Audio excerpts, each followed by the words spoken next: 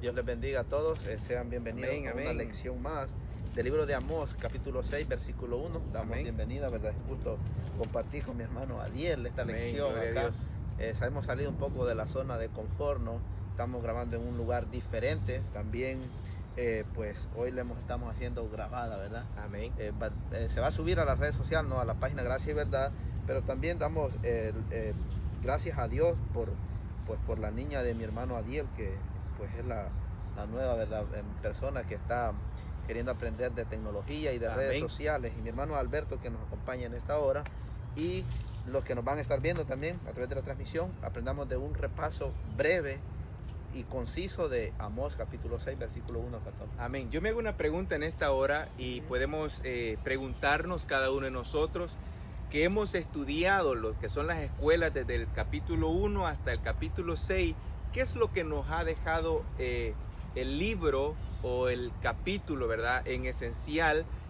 ¿Cuál es la enseñanza que nos deja cada capítulo que nosotros estudiamos? Debe de haber una enseñanza en el cual, ¿verdad?, nos deja a cada uno de nosotros algo que nosotros podemos aprender. Y en esta hora, ¿verdad?, no es la excepción, es otro capítulo más en el cual nosotros estaremos aprendiendo de la palabra del Señor. Un capítulo interesante, hermano Daniel, en el cual vamos a enfocarnos en cómo Dios tiene que ejecutar juicio con aquella nación que en un debido tiempo, en un momento oportuno, fue, ¿verdad?, una nación santa, consagrada para el Señor. ¿Cómo terminó? ¿Cómo fue el final de este pueblo de Israel? Lo vamos a estudiar en esta preciosa oportunidad y vamos a leer los primeros versículos para dar, ¿verdad?, inicio a esta grabación. Amén.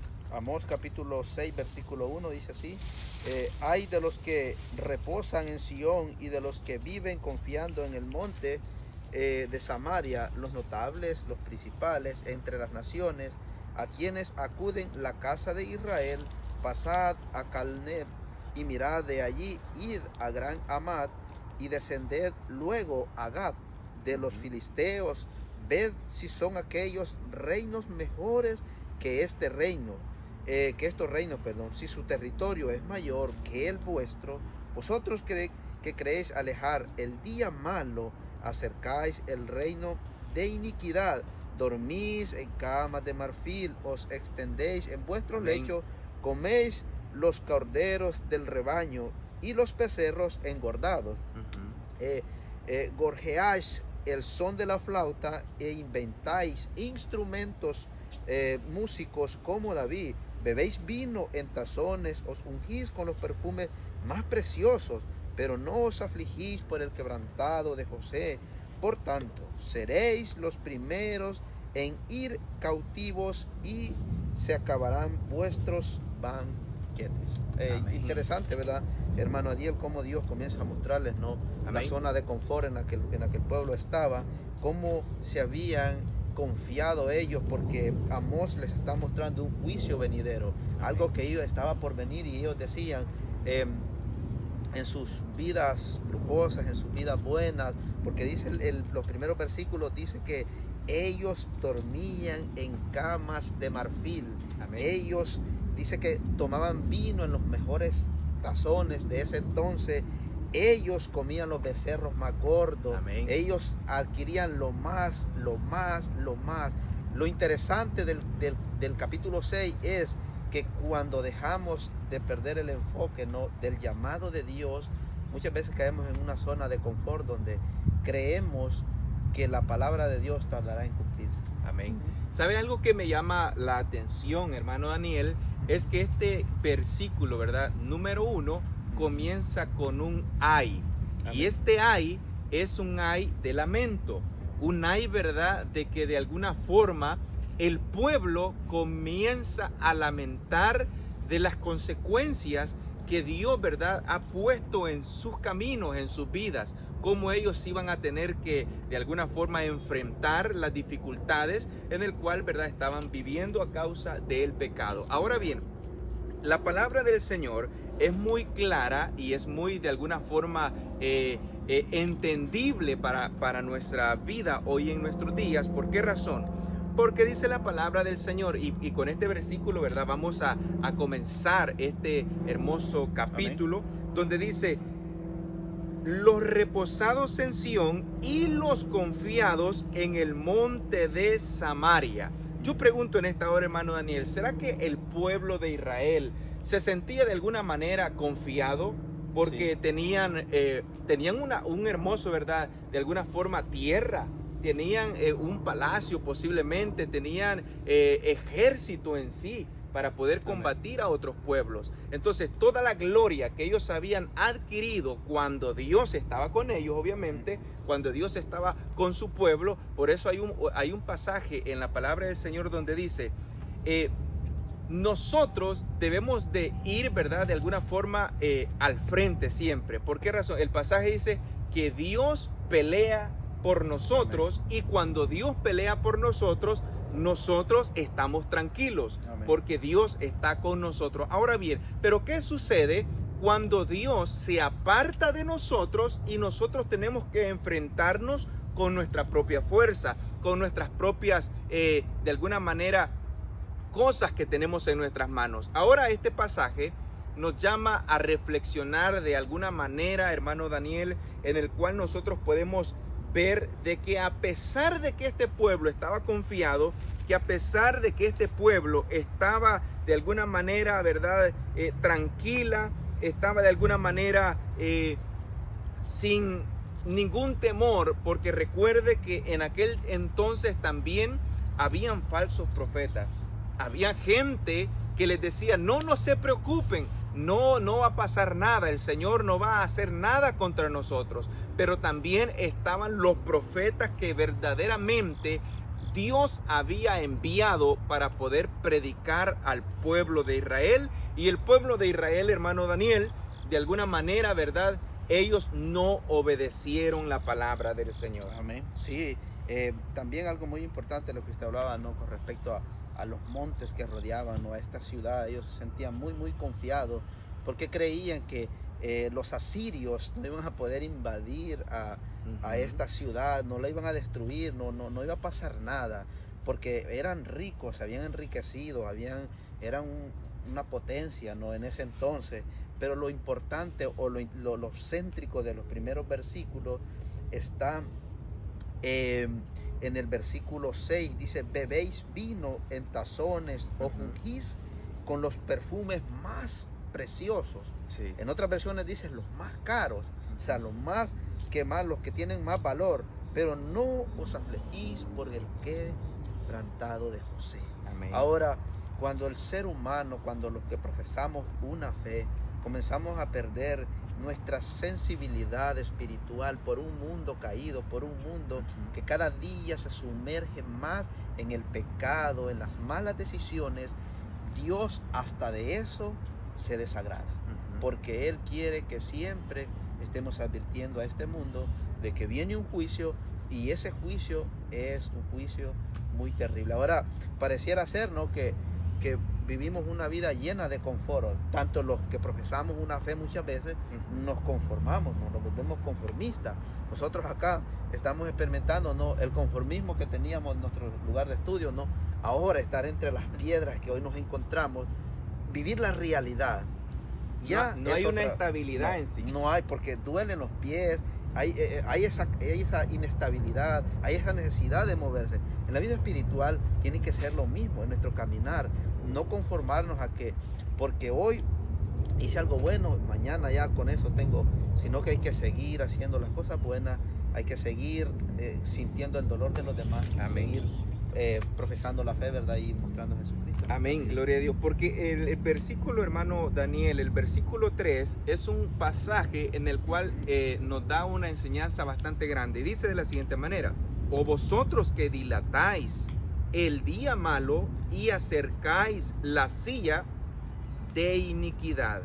De alguna manera, ¿verdad?, estos personajes tenían una seguridad, pero nosotros ahora en nuestros días, hermano Daniel, lo podemos tomar como una seguridad carnal, como una seguridad en el cual, ¿verdad?, nosotros podemos ver de que algunas personas hoy en día creemos o pensamos de que a través de la vida cristiana en la cual nosotros estamos llevando, Amén. posiblemente gente que va llevando una vida cristiana equivocada, gente que va llevando una vida cristiana en un camino en el cual Dios no ha pedido que nosotros vayamos, porque Amén. nosotros debemos de recordar, queridos hermanos y amigos, que nosotros tenemos que caminar en el camino del Señor, no en el camino que a mí me gusta, no en el camino que yo quiero andar. Dice la palabra del Señor que nosotros debemos de andar en el camino del Señor. Jehová es mi pastor. Él, verdad, nos da los pastos en el cual nosotros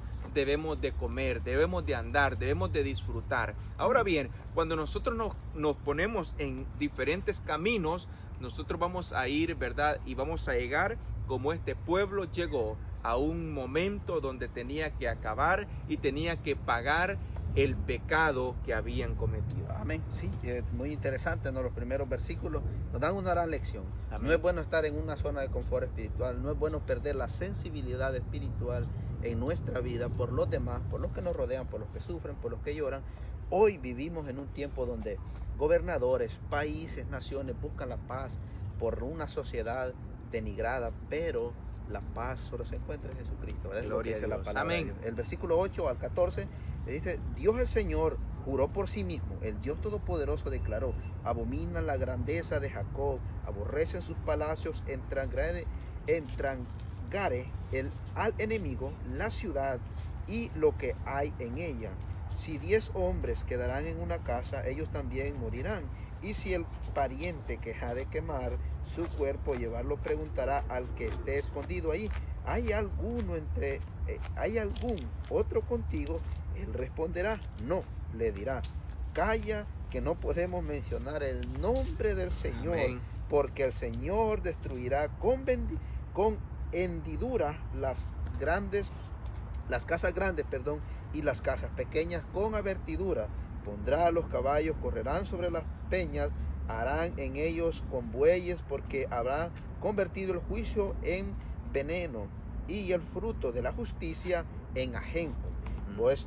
Vosotros que os alegráis por lo que es nada, decís: hemos adquirido poder con nuestra fuerza. Amén. Pues yo levantaré sobre vosotros, casa de Israel, así dice el Señor, el Dios Todopoderoso, gente que es oprimida desde la entrada de Amad hasta el arroyo del desierto. Ahora vemos por qué en los primeros versículos Dios menciona a Amad. Amén. ¿Verdad? A mismo amor les está explicando por qué lo menciona. Ahora quiero dar un resumen, ¿no? Porque ya nos está consumiendo el tiempo. Dice el versículo 10, esto es interesante, ¿no? Dice: así el pariente que ha de quemar sus cuerpos, llevarlos, entre comillas, preguntará al que está escondido allí: ¿hay alguno otro contigo? Y él responderá: no. Le dirá: calla, que no podemos mencionar el nombre del Señor. Muy interesante, ¿no? La expresión que Amós da. Ahora, en la Biblia, en el libro de Apocalipsis, dice que en los tiempos finales, los impíos o los que no han aceptado los mandamientos de Dios, la ley de Dios como un principio, ¿no? Desde la creación, desde mucho antes de la creación, y como una norma de fe, una regla para llevar una vida piadosa, una vida buena, dice que estos van a decir y van a culpar al remanente de Dios que por causa de nosotros las plagas han venido a la tierra. Amén. Y van a blasfemar el nombre de Dios. Muy diferentes acá. Ahora, acá dice que dirán: no digas nada, porque Dios entonces destruirá más. O sea, lo que está diciendo es exactamente lo que ya está profetizado, ¿no? En la Biblia, que en los tiempos finales muchos querrán mencionar el nombre de Dios, pero ya no lo harán, porque ya no habrá oportunidad para nadie para hacerlo, ¿verdad? En cuanto a la lección que nos da esto, no sé si me van a Es decir. interesante, hermano Daniel, cuando nosotros vemos que todas las cosas que este pueblo había cometido, injusticias contra el prójimo, injusticias contra el pobre, Amén. de alguna forma, ¿verdad? Estos pensaban, y como decía al principio, estos se sentían seguros porque lo tenían todo. Tenían riqueza, ¿verdad? Tenían bienes, estaban, ¿verdad? Como acomodadamente en un bienestar económico bastante bueno. Ahora bien, ¿por qué razón nosotros vemos que este castigo viene con este pueblo, un castigo, ¿verdad? Bastante fuerte de parte de Dios, porque este pueblo, cuando miraba, ¿verdad?, que el pueblo había adquirido su propia riqueza, que había tenido, ¿verdad?, lo que tiene en sí, ellos consideraban que todo lo que tenían lo habían logrado por sus propias fuerzas. Ahora bien, ¿quién es que a nosotros nos da el pan de cada día? Dios. Nuestro Dios. ¿Quién es a quien nosotros nos levanta cada mañana? Es nuestro Dios. ¿Quién es el que nos da la fuerza para poder trabajar durante el día? Nuestro Dios. ¿Quién es el que nos da, verdad, el descanso por la noche y poder reposar, poder descansar y que por la mañana nos podamos levantar con nuevas fuerzas? Ese es nuestro Dios. Ahora bien, en el versículo 9 hay un pasaje, ¿verdad? Este pasaje bastante interesante. Dice, y acontecerá que si 10 hombres quedaren en una casa, morirán. ¿Por qué razón? Porque, ¿verdad?, no había escapatoria.